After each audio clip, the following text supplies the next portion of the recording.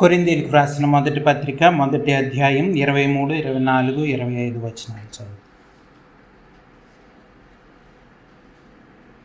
అయితే మేము సిలువ వేయబడిన క్రీస్తును ప్రకటించుచున్నాము.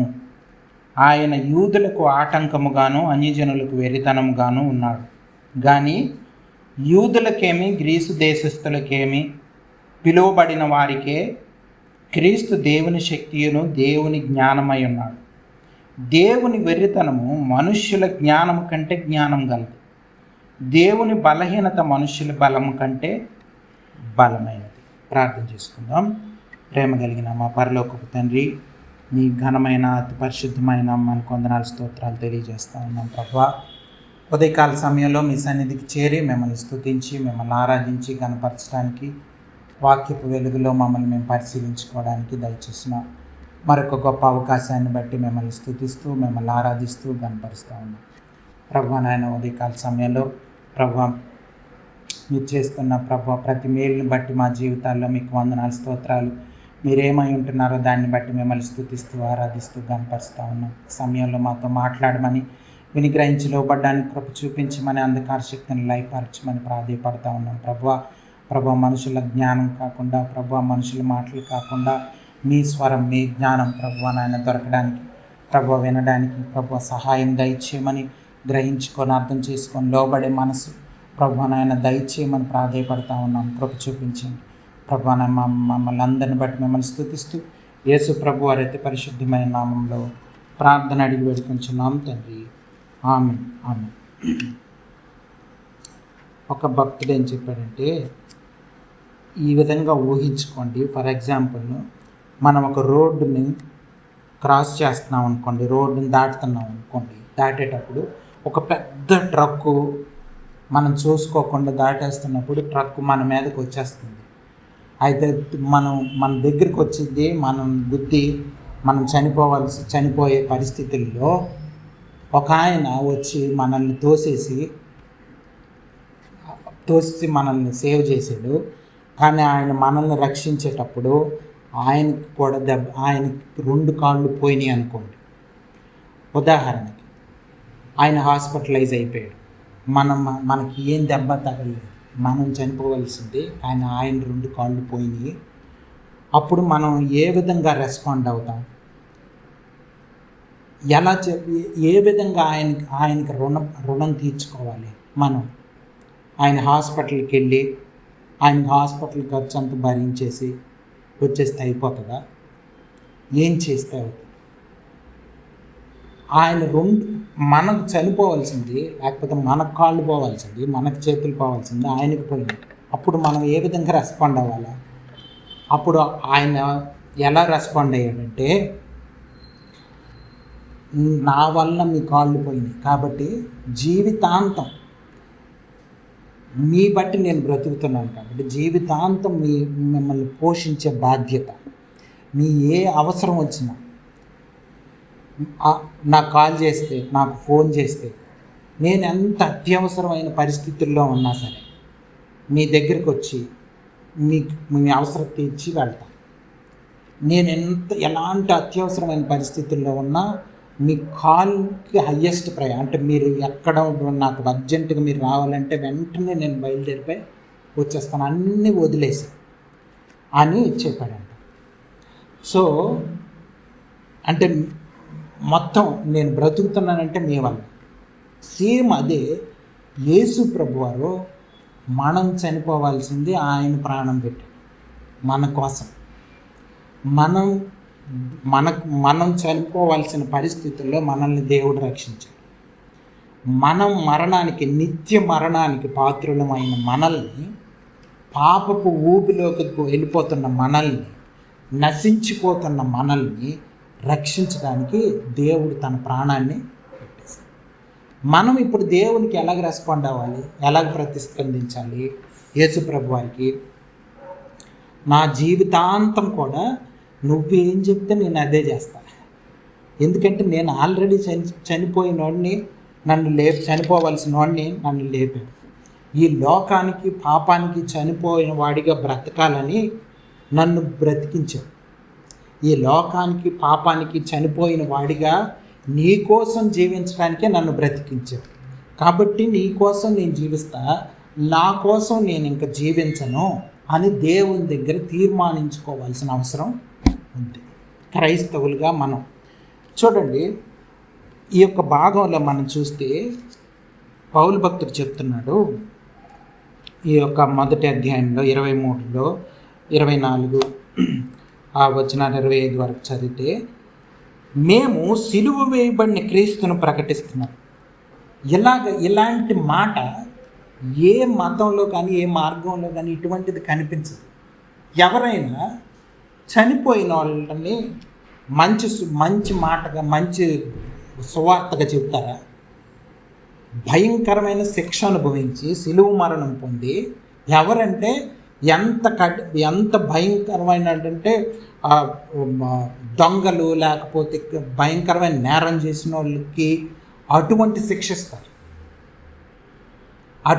అటువంటి శిక్షని యేసుప్రభు వారు సిలువలో భరించారు. దాన్ని మేము ప్రకటిస్తున్నాం. ఆ సిలువ వేయబడినటువంటి యేసుప్రభు వారిని గురించి మేము ప్రకటిస్తున్నాం. ఇలాంటిది ఎక్కడైనా ఉందా? చనిపోయిన వాళ్ళ గురించి ప్రకటించేది ఎక్కడా ఉండదు. అది మంచి వార్త అని చెప్పేది ఎక్కడా ఉండదు.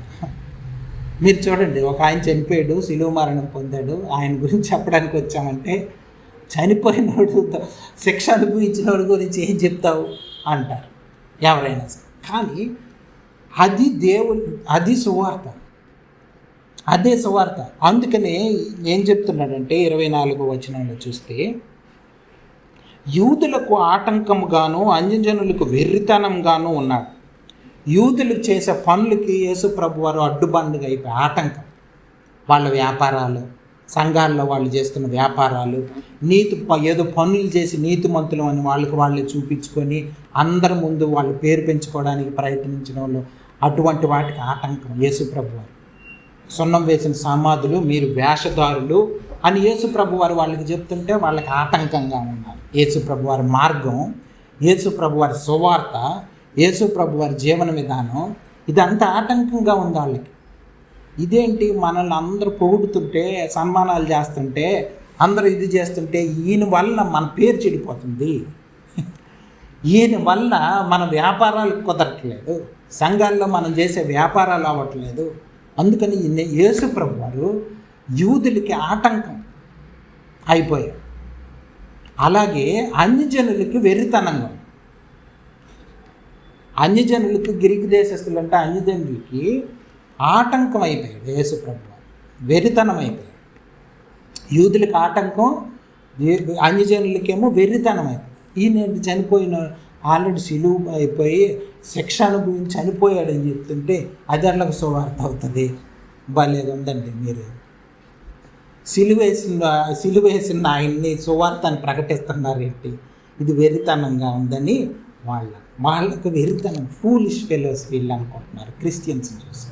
కానీ ఇది నేను ప్రకటిస్తుందని పౌలు భక్తుడు చెప్తున్నాడు. 25వ వచనం చదువుతున్నట్టుండి, అయితే దేవుని వెర్రితనము పిలువబడిన వారికి, అలాగే అయితే పిలువబడిన వారికే క్రీస్తు దేవుని శక్తి, దేవుని జ్ఞానమై ఉన్నాడు. ఎవరైతే యేసు ప్రభు వారి చేత, యేసు ప్రభు వారి రక్షణ దొరుకుతుంది ఎవరికైతే, వాళ్ళకి సిలువ చాలా దేవుని శక్తిలాగా ఉంది, దేవుని జ్ఞానం లాగా ఉంది. అంటే దేవుని యొక్క మాట వెర్రితనంగా ఉన్న మాట మనుషులకి బలంగా ఉంది. అంటే దేవుని మాటలు, దేవుని మార్గాలు మనుషులకి అర్థమయ్యేలాగా లేవు. మనం అర్థం చేసుకోవాల్సిందంటే దేవుని మార్గాలు, దేవుని యొక్క మాటలు, సువార్త అనేది మనుషులకి అర్థమయ్యేలాగా లేదు. ఏదైతే దేవుని యొక్క మాటలు మనుషులకు వెరితనంగా ఉన్నాయో అది నిజమైన బలం. రివర్స్, మన అండర్స్టాండింగు, మన మాటలు, మన తెలివితేటలు ఇవన్నీ దేవునికి ఆపోజిట్గా ఉన్నాయి. మనకు వెరితనంగా అనిపిస్తుంది, అది యాక్చువల్గా బలం, శక్తి. చూడండి, ఇంకా చదువుతున్నాను. అలాగే జ్ఞానం, దేవుని బలహీనత మనుషులకి బలంగా ఉంది, దేవుని వెర్రితనం మనుషులకి జ్ఞానంగా. అంటే ఏంటి? వెర్రితనం అనిపిస్తూ ఉంది ప్రజలకి, గ్రీక్ దేశస్తుల గారికి, అది యాక్చువల్గా జ్ఞానం. శిలువ మరణంలో జ్ఞానం ఉంది, దేవుని శక్తి ఉంది. శిలువ మరణం అన్న దాంట్లో, యేసు ప్రభు వారు చనిపోయిన దాంట్లో జ్ఞానం ఉంది, దేవుని శక్తి ఉంది. ఇది మనం అర్థం చేసుకుంటే నిజమైన క్రైస్తవ జీవితం తెలుస్తుంది. ఎందుకు శిష్యులు ఎటువంటి మరణమైన పొందడానికి, ప్రాణం పోగొట్టుకోవడానికైనా ఎందుకు ఇష్టపడ్డారు శిష్యులు, ఎందుకు ఇష్టపడ్డారు అన్నది మనం అర్థం చేసుకోవాలి ఉదయకాల సమయం. లేకపోతే మటుకు క్రైస్తవ జీవితం అర్థం అవ్వదు. అంటే మనిషి జ్ఞానంతో అర్థం చేసుకోవాలంటే, తన శక్తితో అర్థం చేసుకోవాలంటే దేవుని సువార్త అర్థం అవ్వదు. అందుకని చూడండి, చాలామంది క్రైస్తవుల్ని వెర్రి వాళ్ళని అంటూ ఉంటారు. చేతగాక దేవుని మీద, దేవుడి వైపు ఆధారపడడానికి చూస్తున్నారు వీళ్ళు, కష్టపడి పని చేసుకోలేక అని అనేవాళ్ళు. లేకపోతే రకరకాలుగా మనల్ని ద్వేషించే వాళ్ళు లోకంలో అనేక మంది ఉంటారు. ఎందుకంటే అది దేవుని యొక్క వాళ్ళకు నిజమైన జ్ఞానం వెరితనంగా ఉంది, నిజమైన బలము శక్తి ఒక బలహీనతలాగా కనిపిస్తుంది ప్రజలకి. నిజమైన క్రైస్తవ జీవితం అనేది మనుషులు తెలివితేటలతో అర్థం చేసుకునేది కాదు, చదువుకుంటే వచ్చేది కాదు. థియలాజికల్ స్టడీస్ చేస్తే, లేకపోతే ఏదో చేస్తే, ఇన్ఫర్మేషన్ తెలుసుకుంటే, కొన్ని పుస్తకాలు చదువుకొని చాలా పుస్తకాలు గ్రంథాలు తిరిగేసేసి ఇన్ఫర్మేషన్ రాసుకుంటే అయిపోలేదు. డాక్ట్రిన్స్, సిద్ధాంతాలు తెలిసినంత మాత్రాన క్రైస్తవ జీవితం అర్థం కాదు. దేవుని వైపు నుంచి ఆలోచించగలిగే భాగ్యం పరిశుద్ధాత్మ దేవుని వలన కలిగితే, దేవుని దృష్టిలో నుంచి ఆలోచించగలిగితే అప్పుడు ఈ జ్ఞానం బయటపడుతుంది. లేకపోతే మనకు వెర్రితనంగా అనిపిస్తుంది. చూడండి, ఒక మాట చదువుదాం. యెషయా గ్రంథంలో మనకు తెలిసిన మాటే, యెషయా గ్రంథం 55వ అధ్యాయం మనకు తెలిసి మాట. అయినా ఒకసారి చదువుదాం. 8-9 వచనాలు చదువుతున్నాను. నా తలంపులు, 616వ పేజీ. నా తలంపులు మీ తలంపుల వంటివి కావు, మీ త్రోవలు నా త్రోవల వంటివి కావు. ఇదే యెహోవా వాక్కు. ఆకాశములు భూమిపైన ఎంత ఎత్తుగా ఉన్నవో, మీ మార్గముల కంటే నా మార్గములు, మీ తలంపుల కంటే నా తలంపులు అంత ఎత్తుగా ఉన్నాయి. దేవుని తలంపులు ఉన్నతమైనవి. మనుషులకి అది వెర్రితనం లేకపోతే బుద్ధిహీనతలాగా అనిపించే అవకాశం ఉంది, కానీ దేవుని జ్ఞానం అందులోనే నిమిడీకృతమైంది. ఆయన తలంపులు చాలా ఉన్నతమైనవి, ఆయన మార్గాలు చాలా ఉన్నతమైనవి. ఇది మనం అర్థం చేసుకోవాలి. దేవుని సువార్త కానీ, దేవుణ్ణి ఆరాధించే పద్ధతి కానీ, దేవుని సేవ చేసే పద్ధతి కానీ మనుషుల రీతిలో చేయకూడదు, చేయడానికి లేదు.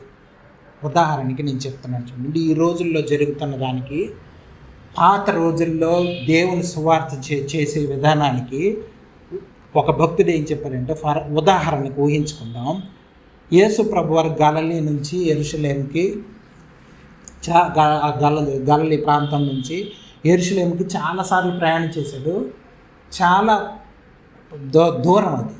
అయితే నడిచి ప్రయాణం చేసేవాడు యేసు ప్రభు వారు. ఆ రోజుల్లో ఇటువంటివి లేవు, వాహనాలు లేవు. ఉన్నా లేకపోతే ఏదో చారియట్స్ లాంటివో ఏవో రాజులు వాటి మీద ప్రయాణం చేసేవాళ్ళు, గుర్రాల మీద లేకపోతే వాటి గాడిదల మీద రకరకాలుగా. కానీ యేసు ప్రభు వారు నడుస్తూ గలిలీ నుంచి యెరూషలేం నుంచి గలిలీకి, అలాగే చాలాసార్లు ప్రాంతాలు తిరుగుతూ ఉండేవాడు. ఉదాహరణకి ఇస్కరియోతు యోధ నిల్చొని చూడండి, మన ప్రభువు గలిలీ నుంచి యెరూషలేంకి చాలాసార్లు నడుస్తున్నాడు. మనందరం ఫండ్ రైజ్ చేసి ఒక చారియట్ కొందాం, యేసు ప్రభు వారికి అని ఆయన చెప్పాడు అనుకోండి, ట్రెజరర్ కదా ఇస్కరియోతు యోధ. యేసు ప్రభు వారు ఏం చెప్తారు? మౌనం ఊరుకుంటారా? ఏం ఊరుకోడు. కూర్చొని ఆయన నోరు మూసుకుని అలాంటివి మాట్లాడకూడదని చెప్తారు. కానీ ఈ రోజుల్లో ఏం జరుగుతుంది? ఇలాగే చెప్పి, ఇలాంటివే చెప్పి, ఇలాంటి మాటలే చెప్పి ఫండ్ రైజ్ చేసేవాళ్ళు, మినిస్ట్రీస్ రన్ చేసేవాళ్ళు, మిషనరీ రన్ చేసేవాళ్ళు చాలామంది మనకు కనిపిస్తూ ఉంటారు. దేవుని సేవ, దేవుని ఆరాధన నిజమైన దేవునికి లోబడి చేసేవాళ్ళలాగా పాత రోజుల్లో లాగా చేసేవాళ్ళు కనిపించట్లేదు. అంటే నిజమైన క్రైస్తవ జీవితం అర్థం కావట్లేదు. మనిషి జ్ఞానంతో, మనిషి యొక్క వీటితో, ఆలోచనలతో అర్థం చేసుకోవాలని, బైబిల్ గ్రంథాన్ని అర్థం చేసుకోవాలని, వాక్యాన్ని అర్థం చేసుకోవాలని ప్రయత్నం చేస్తే అర్థమయ్యేది కాదు. ఇది పరిశుద్ధాత్మ దేవుడు మాత్రమే కళ్ళు తెరిస్తేనే అవుతుంది. ఒక భక్తుడు ఏం చెప్పాడంటే, బైబిల్ ఇష్టం మనం ఎవరు చదివితే, ఎవరు పడితే వాళ్ళు చదివితే అర్థం కాదు. ఎందుకు అర్థం కాదు అంటే, రక్షణ పొంది దేవునికి లోబడితేనే అర్థం. చాలామంది బైబిల్ చదివారు కానీ రక్షణ పొందలేదు, దేవుని మార్గాన్ని అంగీకరించలేదు. దానికి కారణం ఏంటో తెలుసా? వాళ్ళు లోబడ్డానికి ఇష్టం లేదు, చదివి జ్ఞానం ఏదో సంపాదించుకోవాలని ప్రయత్నం చేస్తున్నారు. అందుకే నిజమైన క్రైస్తవ జీవితం అర్థం కావట్లేదు. పౌలు భక్తుడు ఒక మాట చెప్తున్నాడు చూడండి, గలతీయులకు రాసిన పత్రికలో 6వ అధ్యాయంలో 14వ వచనం. నేను చదువుతున్నాను చూడండి, 172వ పేజీ, గలతీయులకు రాసిన పత్రిక చివరి అధ్యాయం 6వ అధ్యాయం 14వ వచనం. అయితే మన ప్రభువైన యేసుక్రీస్తు శిలువ యందు తప్ప మరి దేని యందును అతిశయించుట నాకు దూరమవును గాక, దానివల్ల నాకు లోకమునకు నేనును సిలువ వేయబడి ఉన్నాను. చూడండి, పౌలు దేన్ని బట్టి అతిశయిస్తున్నాడంటే సిలువను బట్టి అతిశయిస్తాడు. ఎవరైనా సిలువను బట్టి అతిశయిస్తారా? ఒక ఆయన మరణశిక్ష పొందాడు, ఈ లోకంలో అతి భయంకరమైన శిక్ష సిలువ శిక్ష. దాన్ని బట్టి ఎవరైనా గర్వంగా ఫీల్ అవుతారా? ఆలోచించండి. అంటే మన జ్ఞానం, మన ఆలోచనలు బట్టి కానీ అర్థం చేసుకోవడానికి ప్రయత్నిస్తే అర్థమవుతుంది. ఎవరైనా సరే దీన్ని బట్టి నేను అతిశయిస్తున్నానండి, ఒక ఆయనకి భయంకరమైన శిక్ష వేశారండి, సిలువు మరణం అండి, ఆయన మేకులేసి కొట్టేశారండి యూదులంతా కలిసి, దాన్ని బట్టి నేను అతిశయిస్తున్నానండి, నాకు గర్వం అదండి అంటే ఎవరైనా ఇదేంటి, దీనికి ఏమన్నా పిచ్చి పట్టిందా ఏంటి మాటలు అనుకుంటాం. కానీ చూడండి, దానివల్ల ఏమైందంటే ఈ లోకానికి తానకి లోకము సిలువ వేయబడింది. అంటే దానివల్ల ఏమర్థమవుతుంది? లోకం పాపంతో నింపబడుద్ది, శరీరాశలతో లోకాశలతో నింపబడిన లోకం, పాపపు తలంపులతో ఉన్న లోకం యొక్క ప్రభావం నాకు లేకుండా చేసింది సిలువ. ఇప్పుడు అర్థమవుతుందా సిలువ యొక్క గొప్పతనం? మనల్ని లోకం నుంచి, పాపం నుంచి, మన చనిపోతున్న మనల్ని సేవ్ చేసింది సిలువ. అందుకనే గర్వపడుతున్నాడు. భయంకరమైన ఊబి ఈ లోకం అన్నది, పాపం అన్నది, బానిసల్ని చేసి మనకి తెలియకుండానే మన జీవితాలని నాశనం చేసి వదిలేసేది సైతాను, లోకము, శరీరం, లోకాసులు, ఇవన్నీ కూడా మనల్ని భయంకరంగా మోసం చేసి చంపి వదిలేసి మనం ఆనందిస్తాయి. అది అందులో నుంచి తప్పించడానికే యేసు ప్రభు వారి సిలువ మరణం. నేను కూడా మరణంలో పాలిభాగస్తున్నా. అయితే శరీరానికి, లోకానికి, పాపానికి చనిపోయానని నాకు అర్థమయ్యి నేను చనిపోతే ఆ శిక్ష అంతా పోయింది. అందుకే దీన్ని ఈ సిలువను బట్టి తప్ప నాకు ఇంక ఏ గర్వకారణం లేదు. ఇది నా గర్వం. యేసు ప్రభువారే నా గర్వం, నా బోస్టింగ్. ఆ సిలువ అంటే ఏంటి? నా గురించి నేను బోస్ట్ చేసుకోవడానికి ఇంకేమైనా ఉందా? నేను ఎవరిని? భయంకరమైన పాపాత్ముడిని ఒప్పుకుంటున్నాను. సిలువను బట్టి నేను ఆనందిస్తున్నానంటే అర్థం ఏంటంటే, నేను భయంకరమైన పాపాత్ముడిని, మరణశిక్షకు అర్హుడిని, నా శిక్ష ఆ సిలువ, నేను పొందాల్సిన శిక్ష ఆ సిలువ అని ఒప్పుకుంటున్నాను నేను. అందుకు బట్టి ఇంకా ఏ గర్వం లేదు నాకు, ఇంకే గర్వం లేదు. సిలువ యందు తప్ప. అందుకనే నేను ధర్మశాస్త్రం చదివాను, గమలీయేల్ దగ్గర చదివాను, హెబ్రీయుడిని, యూదుడిని, రోమా సిటిజన్షిప్ ఉంది, పౌరసత్వం ఉంది. వీటన్నిటిని బట్టి నాకు ఏ గర్వం లేదు. ఎందుకు లేదు అంటే అదంతా పెంటతో సమానంగా, సిలువ చూసినప్పుడు నాకు అదంతా పెంటతో సమానంగా అర్థమైపోతుంది. నేను అది చదువుకున్నాను, ఇది చదువుకున్నాను, అదంతా పెంట సిలువను చూస్తే. అందుకే సిలువ తప్ప నాకు ఇంకొక గర్వకారణమే లేదు, ఇంకొక గర్వమే లేదు. సిలువను బట్టి నేను అతిశయిస్తున్నా, గర్వపడుతున్నా. ఇది మనం అర్థం చేసుకోవాల్సింది. మత్తయి సువార్త 7వ అధ్యాయం ఒక మాట చదువుతున్నాను చూడండి. మత్తయి సువార్త 7వ అధ్యాయం 14వ వచనం. మత్తయి సువార్త 7వ అధ్యాయం 14వ వచనం. 13, 14 కలిసి ఉన్న తెలుగులో.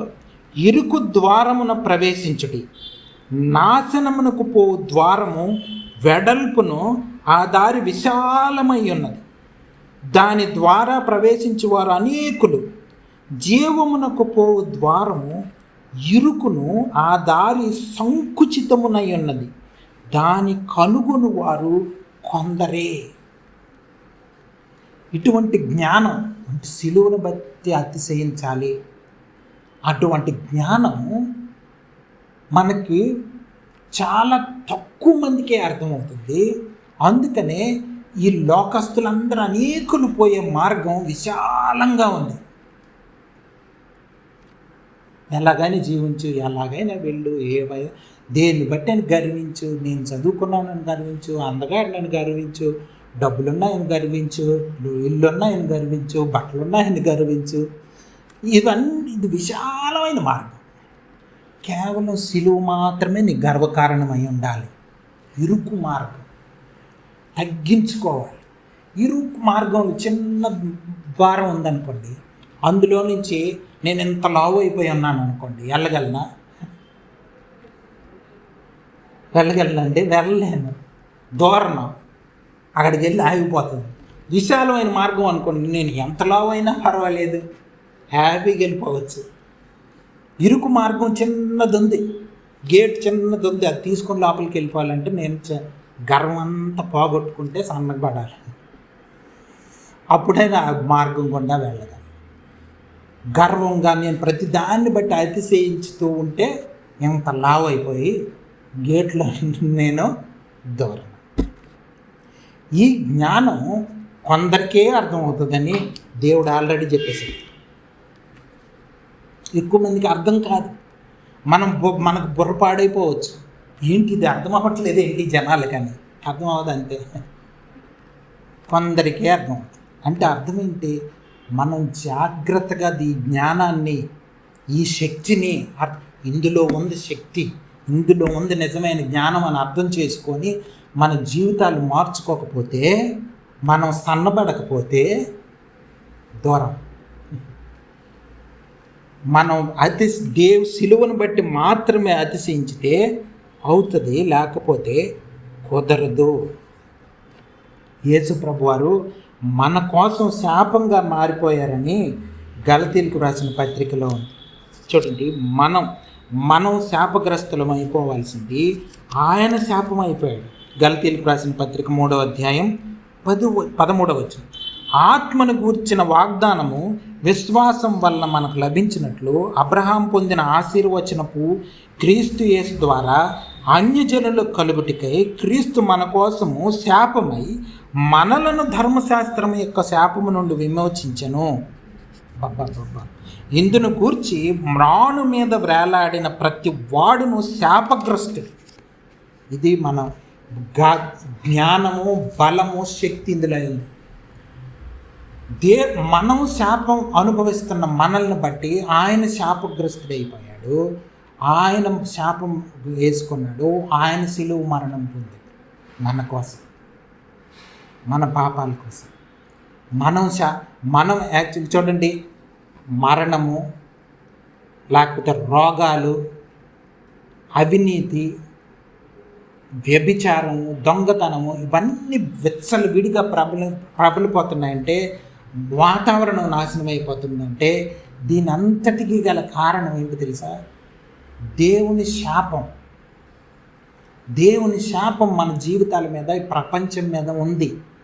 దాన్ని బట్టి నడుస్తుంది. అబ్రహాంకి దేవుడు వాగ్దానం చేశాడు ఏంటంటే, నిన్ను ఆశీర్వాదకరంగా మార్చేస్తాను, నిన్ను ఆశీర్వదిస్తాను, అలాగే నిన్ను ఆశీర్వాదకరంగా మార్చేస్తాను. అంటే మనల్ని బట్టి, మనం ఎవరైతే సిలువను బట్టి అతిశయిస్తున్నారో, ఎవరైతే గర్వాన్ని తగ్గించుకొని దేవునికి లోబడుతున్నారో, వాళ్ళ జీవితాల వలన ఇతరులు కూడా ప్రభావితం చేయబడి ఇతరులు కూడా దేవుణ్ణి అంగీకరిస్తారు. వాళ్ళ జీవితాలు మారిపోతాయి, వాళ్ళకి శక్తి వస్తుంది, వాళ్ళకి జ్ఞానం వస్తుంది.